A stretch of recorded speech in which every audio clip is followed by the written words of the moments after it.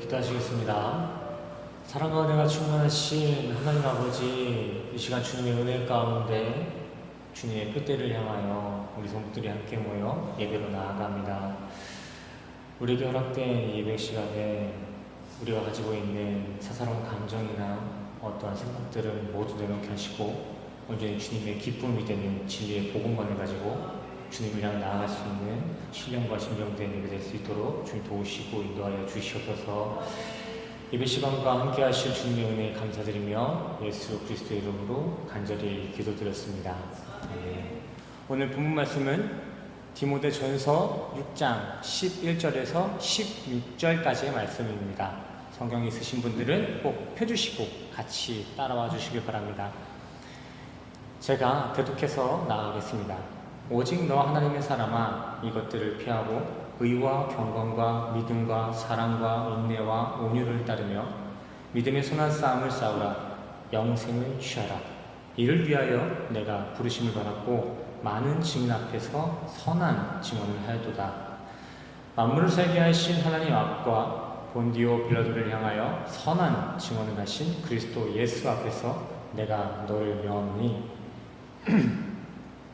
우리 주 예수 그리스도께서 나타나실 때까지 흠도 없고 책망받을 것도 없이 이 명령을 지키라. 기약이 이르면 하나님이 그의 나타나심을 보이시리니 하나님은 복되시고 유일하신 주권자시며 만왕의 왕이시며 만주의 주시오. 오직 그에게만 죽지 아니함이 있고 가까이 가지 못할 빛에 거하시고 어떤 사람도 보지 못하였고 또 볼 수 없는 이시니 그에게 존귀와 영원한 권능을 돌릴지어다. 아멘. 할렐루야. 오늘 함께 읽으신 디모데전서의 이 6장 말씀에서는 그토록 평화와 화합을 외치던 이전 성경들의 그 구절들과는 좀 달리 우리에게, 하나님의 사람된 우리에게 싸움을 싸우라고 명령하고 계십니다. 참, 조금 상반된 내용이에요. 항상 사랑을 강조하고 사랑을 설교하던 자리에서 선한 싸움을 싸우라 라고 바울은 오늘 우리에게 메시지 주고 있습니다. 그렇다면 싸움이란 무엇일까요? 싸움. 자, 백과사전, 이렇게 사전을 한번 찾아보니까 그 사전에서는 상대방과 어떤 의견이나 사상의 합의를 이루지 못해서 반대되는 이들끼리 물리적이든 비물리적이든 서로 간의 충돌이 일어나는 것을 싸움이라고 정의하고 있었습니다. 오늘 본문 말씀은 오늘날 우리 성도들에게 어떠한 대상과 충돌을 일으키고 합을 이루지 말라고 이렇게 메시지해주고 있는 것입니다. 그렇다면 성경 말씀에 따라 우리 성도들이 싸워야 할 그 대상, 합의를 봐서는 안 될 그 대상은 누굴까요? 각국의 부호들이나 세계 질비한 영재들, 혹은 기독교를 탄압하는 정치 세력들이 그 싸움의 대상일까요? 물론 때에 맞게 상황에 따라서는 그들이 우리의 적이 될 수도 있습니다. 싸워야 할 대상이 될 수도 있습니다. 하지만 오늘 본문 디모데전서는 에베소에서 목회하고 있는 그 디모데 그 목사에게 전달된 목회 서신입니다. 에베소 교회를 목회 담임하고 있는 디모데에게 이렇게 목회를 하셔야 됩니다. 이렇게 교회를 이끄셔야 됩니다. 라는 메시지를 던져준 편지가 오늘 본문 말씀의 내용이라는 것이죠. 넓은 시각으로는 디모데가 담임하고 있는 에베소 교회의 처지와 같이 혼잡해진 신앙생활에 안주하고 있는 현대인들에게 보내는 바울의 편지, 성경의 메시지이기도 합니다. 성경 속 이야기가 아니라 현재 우리에게 하고 있는 메시지이기도 하다는 것입니다. 이 에베소 교회의 당시 처지는 지난 설교 몇 번을 통해서 계속 이야기를 나눴기 때문에 우리 성도님들이 이제 잘 아실 거라 생각합니다. 당시에 에베소 이 교회는 거짓 교사, 거짓 증언들이 판을 치고 있었습니다. 바울이 있고 바울이 설교할 당시에는 함부로 사람들이 거짓 증언을 할 수 없었는데 바울이 이제 다시 선교행을 떠나고 그 자리를 디모데가 목회를 할 당시 이제 바울이 없는 이 에베소 교회에는 거짓 교사들, 거짓 증인들이 판을 치기 시작했습니다. 성경의 진리는 구닥다리 취급되며 헬레니즘, 포퓰리즘과 같은 이방 사상들이나 철학들이 에베소 교회에 침투되어서 이전 바울이 가르쳤던 그 전통 교리들, 전통 신앙의 해방을 놓았습니다. 이단과 철학이 침투된 에베소 교회는 순식간에 성경의 권위보다 대중의 인기를 끄는 다른 복음들이 권위를 갖고 수용되었으며 영지주의나 금욕주의와 같은 경건의 양의 탈을 쓴 그 적그리스도인들이 교회의 세력을 장악하게 되었습니다. 저는 이 부분을 보면서 참 소름이 돋았습니다. 너무나 무서웠어요. 수백 년 전에 쓰여진 그 서신인데 그 대상과 그 대상의 처지가 낯설지가 않았습니다. 현대 우리 기독교의 모습과 너무 비슷한 양상을 띠고 있습니다. 역사를 잊은 민족에게 미래는 없다라는 말처럼 이러한 신앙의 역사를 기억하지 않는 교회들은 이렇게 수백 년 전에 겪었던 그 에베소의 신앙의 수모를 우리 또한 현 시대에서 똑같이 겪을 수 있는 것입니다. 현재에도 많은 이들이 강단 위에서 이 교회 안에서 영의 양식이 아닌 육의 양식을 더 고상한 가치에 두고 예수의 이름보다는 인간의 의가 더 의롭게, 더 이쁘게 포장되어 설교되는 경우가 너무나 다분합니다. 더하여 기독교를 세상과는 전혀 무관한 영역에 두고 교회 밖에 나가서는 이방인들과 다를 바 없는 삶을 살기도 합니다. 근데 또 필요에 따라서는 기독교를 자신의 필요를 채워줘야 할 기복주의, 무당 종교 마냥 그렇게 필요에 따라서 기독교를 사용하는 경우도 비일비재합니다. 요술램프의 진이 아시죠? 요술램프의 진이 마냥 자신의 종교, 자신의 신을 자신의 이 병 안에, 자신의 주머니에 가둬두고 필요할 때만 꺼내다 쓰는 이러한 신앙이 지금 나타나고 있다는 것입니다. 이렇게 당시 로마 시대 때 만연했던 헬레니즘 사상들이나 영합주의, 영지주의, 현 시대의 무당종교, 기복주의와 같은 사이비 이단 사상들이 우리 성도들이 싸워야 할 대상입니다. 오늘 본문 말씀 6장 11절과 12절 보시겠습니다. 오직 너 하나님의 사람아, 이것들을 피하고 의와 경건과 믿음과 사랑과 인내와 온유를 따르며 믿음의 선한 싸움을 싸우라. 영생을 취하라. 이를 위하여 네가 부르심을 받았고 많은 증인 앞에서 선한 증언을 하였도다. 우리가 정말 하나님의 백성이 맞고 교회의 성도가 맞다면 이러한 싸움, 아까 보여드렸던 그 적그리스도와의 그 전쟁은 선택이 아닙니다. 성경은 오늘 본문 말씀 11절을 통하여서 우리 성도들을 이렇게 호칭하시며 영적 싸움을 명령하십니다. 너 하나님의 사람 누구누구야, 믿음의 선한 싸움을 싸워라. 우리 모두에게 주어진 메시지입니다. 저 목사에게뿐만이 아니고 저 에베소 교회뿐만이 아니고 디모데뿐만이 아니라 우리 성도님들 한 분 한 분이 지금 주님께로부터 불림받아 지금 용사로서 참전하게 된 거예요. 우리 속으로 한번 외쳐볼까요? 너 하나님의 사람 누구누구야, 믿음의 선한 싸움을 싸워라. 속으로 한번 다짐해보기 바랍니다. 너 하나님의 사람 성나 믿음의 선한 싸움을 싸워라.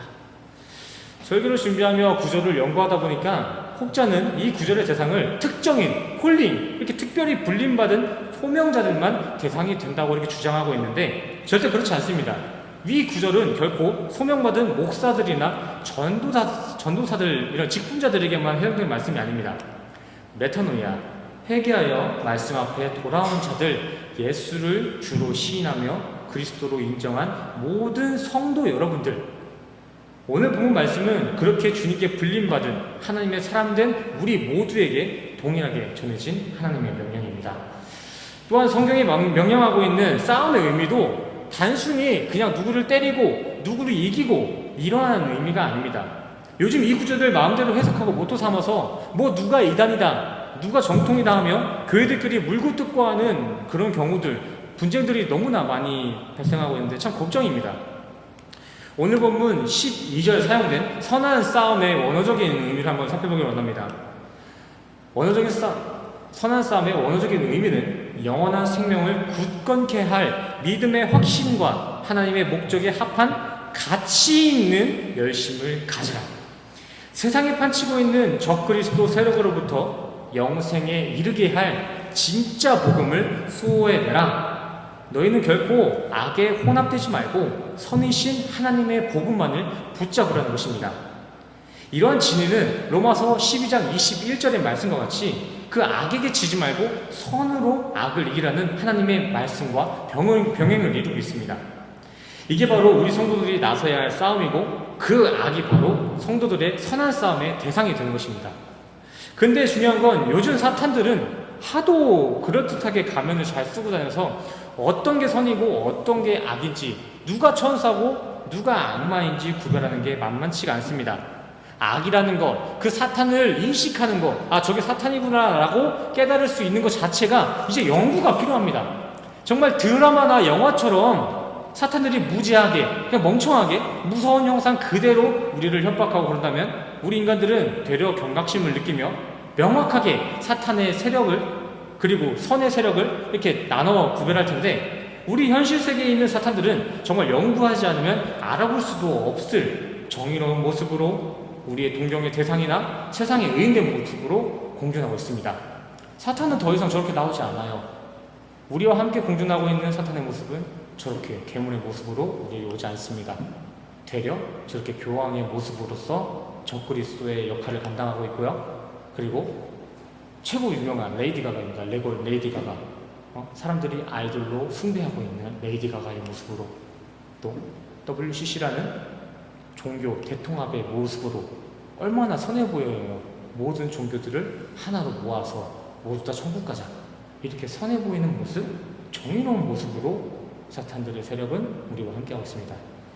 사탄은 사전 속 이러한 괴물의 모습이 아니라 저렇게 고상한 모습으로, 평화의 모습으로 우리 인간들 곁에서 아이돌이 되고 있습니다. 악의 세력을 존경하다 못해 저런 대통합 단체를 우상 숭배하고 있어요. 그들은 괴물 같은 무서운 얼굴로 너희 그렇게 살다가는 나한테 맞아 죽는다, 영원토록 맞을 수도 있어, 이렇게 협박하지 않고 저렇게 그럴듯하고 더 매혹적이고 더 착한 모습, 정의로운 모습으로 우리와 공존하며 우리의 영을 미혹하고 있습니다. 예수가 없어도 그렇게 훌륭한 일들을 하고 있으니까 당연히 천국에 가겠지. 종교, 기독교 아니어도 모두가 화합을 이룬다면 우리 모두가 천국에 갈 수 있을 거다 라며 많은 이들을 지옥으로 유인하고 있습니다. 오늘 본문 11절에서 피하라, 싸우라 했던 대상이 바로 이러한 미혹의 영적 세력들입니다. 그들은 예수가 아닌 다른 행위에도 구원을 이룰 수 있다. 고지에 올라가야만이 너희들이 제대로 하나님께 영광을 돌릴 수 있다. 돈과 명예가 있다면 더 효과적으로 복음 전도가 될 것이다. 성공해라 라고 하며 우리 성도들의 신앙을 미혹하고 있습니다. 이러한 사탄의 메시지들은 언뜻 들으면 정말 대단한 신앙인 것 같아요. 사회에서도 성공하고 신앙 가운데서 성공한 사람들의 메시지처럼 들릴 수 있겠지만, 이들의 이러한 주장들은 전부가 다 예수님께서 완벽하게 완성하신 십자가 구원, 진짜 복음을 무시하는 것들입니다. 이에 갈라디아서 1장 말씀을 따르면 이러한 다른 복음을 주장하는 모든 이들, 전하는 이들이나 듣는 이들 모두는 저주를 받게 될 것이다 라고 기록하고 있습니다. 그러나 이러한 미혹의 메시지에 순응한 이들은 우리 근처 주변에서도 수도 없이 찾아볼 수 있습니다. 철학을 공부해 보시면은 예수의 신성은 내가 안믿어도 예수의 성품은 내가 존경한다. 신의 계시로 내려진 이 성경은, 기독교의 성경은 믿지 않지만 간디가 사랑했던 책이 성경이라면은 나는 그 성경책 한번 공부해봐야겠다 라는 사람들이 참 많아요. 철학 공부를 하는 이들의 그 영역을 넘어서 당장 주변을 봐도 성경 말씀을 들으러는 교회에 오지도 않으면서 교회 봉사활동이나 후원에는 누구보다 앞장서는 이들을 어렵지 않게 찾아볼 수가 있습니다. 이러한 사람들의 모습들은 표피적으로 거룩해 보이고 더 선해 보일 수 있습니다. 하지만 그러한 그들의 마음의 중심 안에는 내가 예수를 만나 인격적인 변화를 하려는 계획이 아니라 정말 내가 성경의 철학을 통해서 인격 수양을 하겠다는 그 기만과, 예수는 안 믿지만 예수의 착한 생활과 같은 삶을 살면서 내가 한번 천국에 가보겠다는 자력 구원의 교만이 가득합니다. 이에 바울은 고린도전서 2장 2절 말씀을 통해서 나는 십자가 말고는 아무것도 알지 않겠다 자랑하지 않겠다 고백한 바가 있습니다. 우리가 신앙생활을 하는 데 있어서는, 우리가 구원을 이루는 데 있어서는 십자가와 그 복음 이외에 우리에게 필요한 것은 아무것도 없다는 것이겠죠.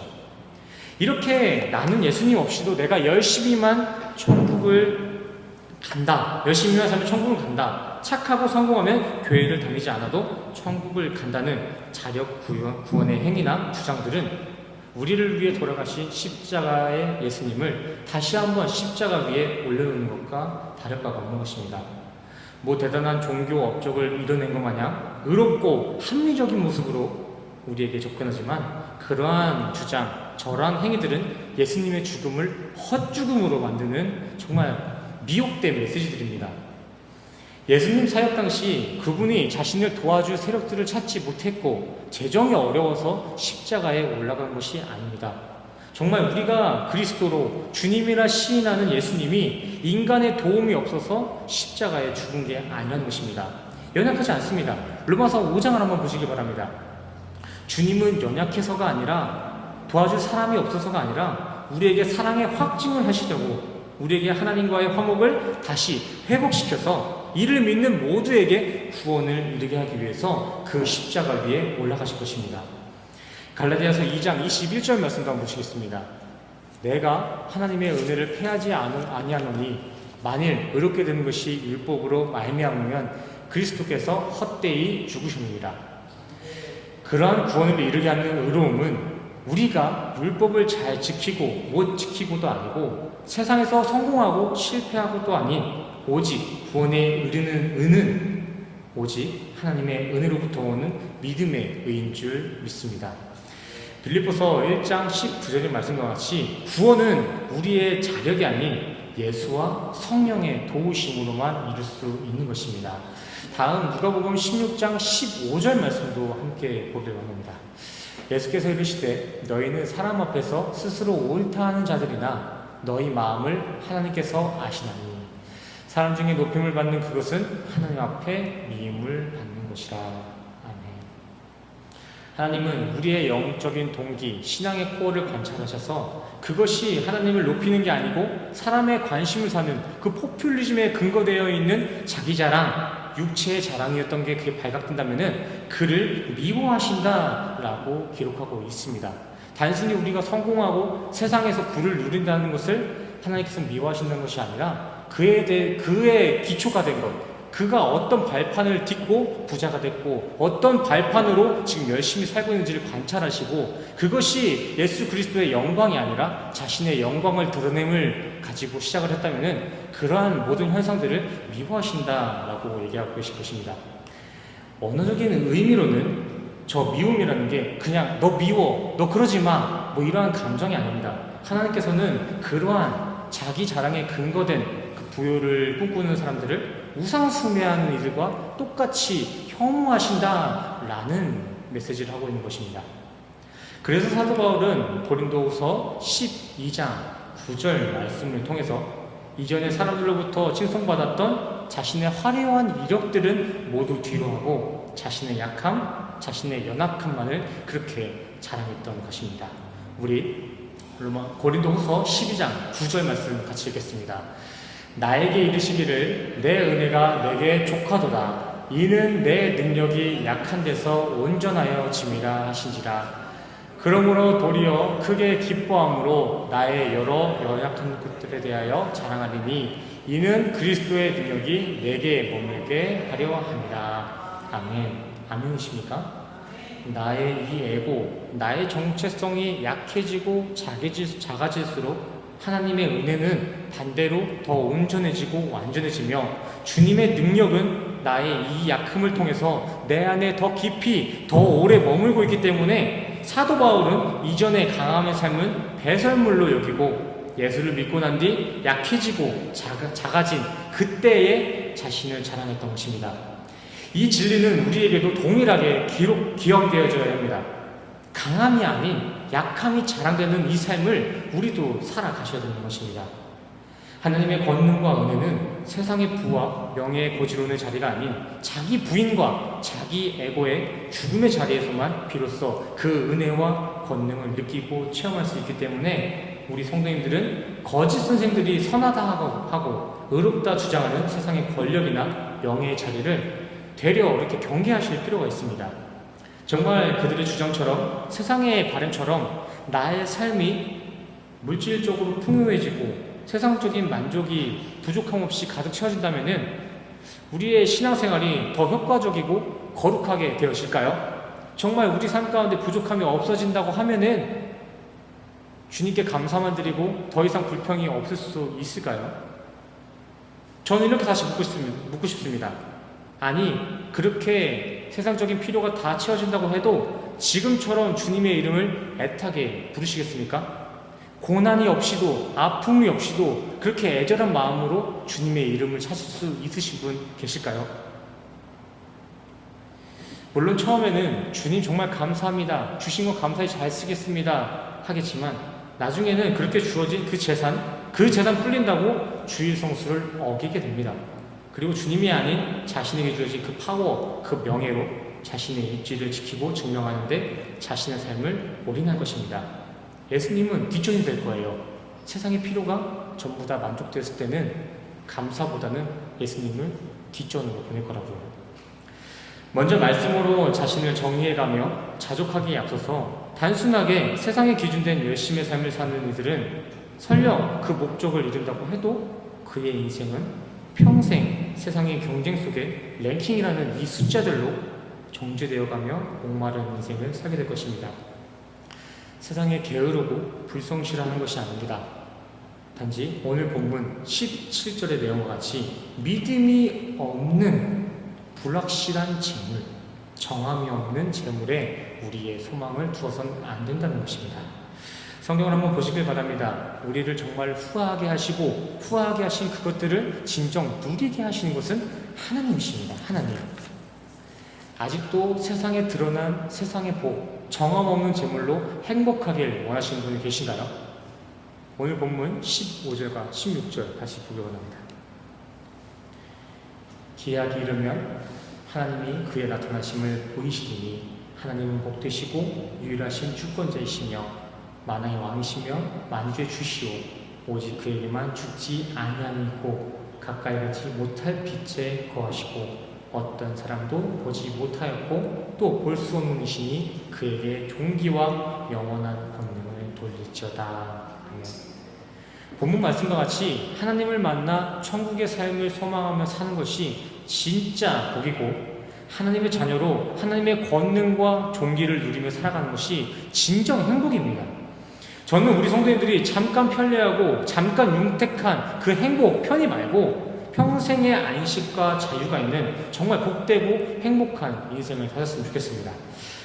우리 마지막으로 본문 첫 구절만 다시 한번 보시고 오늘 설교를 마무리하겠습니다.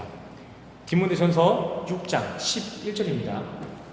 오직 너 하나님의 사람아 이것들을 피하고 의와 경건과 믿음과 사랑과 인내와 온유를 따르며 여기까지 보겠습니다.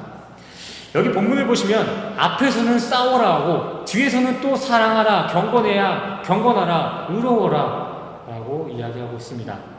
이 본문을 처음 접하실 때면은 좀 혼동이 있을 수 있어요. 그래서 사랑을 하라는 거야? 아니면은 누구를 적들이랑 싸워야 하는 거야? 이렇게 혼동이 있을 수 있습니다. 헷갈릴 수 있어요. 이것은 11절과 12절 이렇게 숫자로서 성경의 내용들이 구절구절 나눠져 있기 때문입니다. 하지만 구절들을 올바르게 묵상하기 위해서는 그 구절들을 좀 뒤로 하고 이게 분리해서 해석하는 것이 아니라 한 구절로서 한 이야기로서 바라봐야 할 필요가 있습니다. 물론 성경은 기본적으로 편의에 따라서 장과 절이 나눠졌습니다. 하지만 그 말 그대로 그런 분리는 편의일 뿐이지 원래 본질상 성경을 바라보실 때는 한 성경, 한 장 한 장, 한 구절 모든 기록들은 구별됨 없이 하나의 복음으로 쭉 이어서 관찰하실 필요가 있습니다. 그렇게 해서 11절과 12절을 끊지 않고 하나로 이어서 이렇게 의역하고 해석해 보자면은 의로움과 믿음과 사랑과 인내와 온유를 따르는 것이 곧 믿음의 선한 싸움에 동참하는 것이고 그러한 의로움과 믿음과 사랑과 인내와 온유가 영생을 취하는 해답이 되는 거구나 라는 깨달음을 얻으실 수 있으실 것입니다. 앞에 나온 의와 경건과 믿음과 사랑과 인내, 온유, 이것들은 모두 주님의 성품입니다. 성품. 우리가 감히 취할 수 없는 것. 제가 경건에 대해서, 온유에 대해서 그 단어 하나 가지고 1시간씩 제가 다 설교를 했잖아요. 그 결과는 무엇이었죠? 그거는 인간의 성품이 아니다. 인간이 이뤄낼 수 있는 것이 아니라 주님의 성품이라는 결과를 우리 성도님들과 교제한 적이 있습니다. 하지만 그러한 주님의 성품, 그러한 주님의 성품을 가지고 있는 주님과 연합된 하나님의 사람들에게도 저러한 영적인 모습이 주어집니다. 이를 적용하여 오늘 설교의 내용들을 간략하게 정리해보자면 이렇습니다. 주와 연합된 우리 성도들의 삶, 즉 우리의 신앙생활 자체가 의와 믿음과 사랑과 인내와 온유를 따르는 것이며, 그것이 곧 악한 세력들, 거짓 교사들과 이단들을 피해낼 선한 싸움이고 하나님의 목적에 부합한 가치 있는 열심을 수호하는 것입니다. 그리고 그러한 열심은 결코 헛되지 않고 15절의 말씀과 같이 정해진 기약이 이를 때면 그 복음 수호의 열심은 우리를 하나님의 존귀와 권능이 있는 영생으로 우리를 인도해 줄 줄 믿습니다. 고사성어 중에 선즉죄인이라는 고사성어가 있습니다. 먼저 선, 곧 즉, 억제할 제, 사람인, 선수를 뜻한다고 하죠. 사람인은. 이 고사성어는 항우가 은통을 제압하면서 이렇게 유래된 말인데, 조금 쉽게 이해해보자면 선공, 선빵을 때린 사람이 상대를 이긴다 라는 내용입니다. 축구 경기나 농구 경기에서도 보면은 최고의 방어는 최고의 공격이다 라는 말 있잖아요. 그러한 흐름을 가지고 있어요. 세상 사람들은 이러한 공격적인 말에 열광하면서 이러한 공격적인 삶, 이러한 공격적인 모토들을 정말 생기 있다, 열정이 있다라고 포장합니다. 하지만 성경은 싸움의 대상, 진리와 반대되어 있는 거짓 교사들을 향하여 이렇게 이야기합니다. 그리스도인의 품격, 사랑과 인내와 경건과 믿음으로 너희가 가지고 있는 영생의 십자가 복음을 수호해라. 어디 가서 2단이다, 3단이다, 정통이다, 누가 정통이다 이렇게 싸우지 말고 너희들이 가지고 있는 영생의 수호, 그거부터 열심히 하라는 것입니다. 맞습니다. 현 시대 우리 성도들이 이단들에 대항하는 데 있어서 갖춰야 할 싸움의 모습은 그렇게 사냥꾼다운 모습이 아닙니다. 교회의 민낯을 드러내는 프로그램을 만들거나 이단 사냥꾼이 아니라 정말 성도가 성도를 서로 이간하고 끄집어내는 심판자의 모습이 아니라 예수님의 성품과 같이 사랑과 온유함과 경건으로 우리 각자에게 주신 십자가 복음을 묵묵히 잘 수호해내는 것, 이것이 우리 성도들이 감당해야 할 선한 싸움꾼의 모습입니다. 물론 교회 내에 만연하게 퍼지고 있는 거짓 증언이나 다른 복음을 전하고 있는 이들에게는 책망이 있어야 되며 경계가 있어야 합니다. 하지만 사랑과 온유와 경건이 결여되어 있는 그 책망과 경계는 결국 본인 또한 악의 성품들이 자신의 삶에 침투하게 할 빈틈을 내어주는 것과 같습니다. 악을 경계한다고 이단들을 잡아낸다고 열심을 부리다가 우리 자신도 악의 자녀의 길을 들어설 수 있다는 것입니다. 사랑하는 우리 성도 여러분, 각자에게 주어진 그 복음의 열정과 신앙의 열심을 말씀 안에서 잘 품어내시되 과하게 잘못되게 오용하고 남용하여서 악한 이들에게 책 잡히지 않으셨으면 좋겠습니다. 믿음의 선한 싸움은 상대를 물리적으로나 비윤리적으로나 이렇게 공격하여 피해를 주는 것이 아니라 사랑과 인내와 온유와 경건과 믿음이 나의 최고의 고상한 가치임을 인정하며 그러한 하나님의 성품을 맛보고 그 맛본 그 감동, 그 사랑들을 그대로 세상에 흘려보내는 것이 믿음의 선한 싸움입니다. 악인들과 똑같은 방법으로 멱살 잡고 끄집어내는 게 성도들의 선한 싸움이 아니라 주님의 말씀을 더욱더 깊이 묵상하고 그렇게 얻게 된 묵상의 감동들을 세상에 흘려주는 것, 이단들이건 사이비건 그들에게 복음을 전달해주는 것, 이것이 우리 성도들이 해야 할 믿음의 선한 싸움입니다. 세상은 최고의 방어는 공격이다라는 말을 열광하며 진리로 여기지만 우리는 결코 흔들려서는 안 됩니다. 우리 기독교의 최고의 공격과 최고의 방어는 선제 공격이나 우회 전략도 아닌 오직 복음입니다. 오직 복음. 그 복음을 온전히 누리는 것, 그 복음에 완전히 살아가는 것, 그것이 우리 기독교의 싸움의 방법입니다. 거룩하고 의롭게 시작된 각자의 신앙의 열심을 사랑과 인내로 온전히 지켜내시길 바랍니다. 정말 우리에게 허락된 복음의 열정이 다른 교회를 막 비판하고 헐뜯는 데 사용되지 않고 말씀과 기도에 그리고 복음을 수호하는 데 전심이 태워지기를 간절히 소원합니다. 오늘 본문 말씀의 내용과 같이 우리 성도님들은 사랑과 인내와 온유와 경건 그리고 믿음에 근거된 선한 싸움꾼이 되셔서 각자의 영생에는 아멘의 확신이 더 굳건케 되며 어두워진 세상에는 비판이나 정죄가 아닌 하나님의 밝은 빛을 전달하는 하나님의 사람들이 되시기를 간절히 소원합니다. 마지막입니다. 우리 성도들이 성도로서 해야 할 싸움은 성도 간의 이단과의 드러나는 다툼이나 정죄 심판이 아니라 사랑과 온유와 경건과 믿음의 길을 걷는 것. 이 세상에서도 이 세상의 주장들을 따르지 않고 복음의 주장, 말씀의 주장만을 가지고 살아가는 것. 그것이 진짜 믿음의 싸움꾼인 줄 믿습니다. 정말 우리 성도들이, 우리 교회가 다른 거 할 것 없이 주님의 손만 꽉 붙잡고 있는 교회가 맞다면, 주님의 손을 꽉 붙잡고 있는 성도가 우리가 맞다면은 굳이 그러한 이단들을 정죄하고 폭력하지 않아도 그러한 이단과 사이비들은 진리의 말씀에 거짓된 뼈가 시리고 소름이 돋기 때문에 여기 있을 수가 없습니다. 팩트 폭행이란 말 있잖아요. 막 뼈 맞았다 이러면서 맞는 말을 진짜 대놓고 하면은 뼈 맞았다 하면서 힘들어하는 경우가 있어요. 요즘에 그것과 똑같아요. 이단이 이 자리에 오면 어떻습니까? 사이비가 우리 곁에 있으면 어떻습니까? 우리가 올바른 진리를 가지고 올바른 진리로 그들을 대한다면은 그들이 우리에게 오히려 포섭이 될 것이고, 포섭이 안 된다면은 우리를 견디지 못할 거예요. 굳이 교회에 들어온 이단들을 막 때리고 그럴 필요도 없습니다. 뭐 타도할 필요도 없다고 생각해요. 저는 정말 진리 가운데 똑바로만 서 있다면은 그러한 이단들은 자신들의 뼈가 너무나 아파서 그 말씀이 전해지는 그 진리가 너무나 싫어서 이 자리에 공존할 수 없을 거라고 저는 믿습니다. 우리 성도님들이 진짜 선한 싸움을 싸우기 위해서는 다른 것이 아닙니다. 운동을 할 필요도 없습니다. 변호사를 고용할 필요도 없습니다.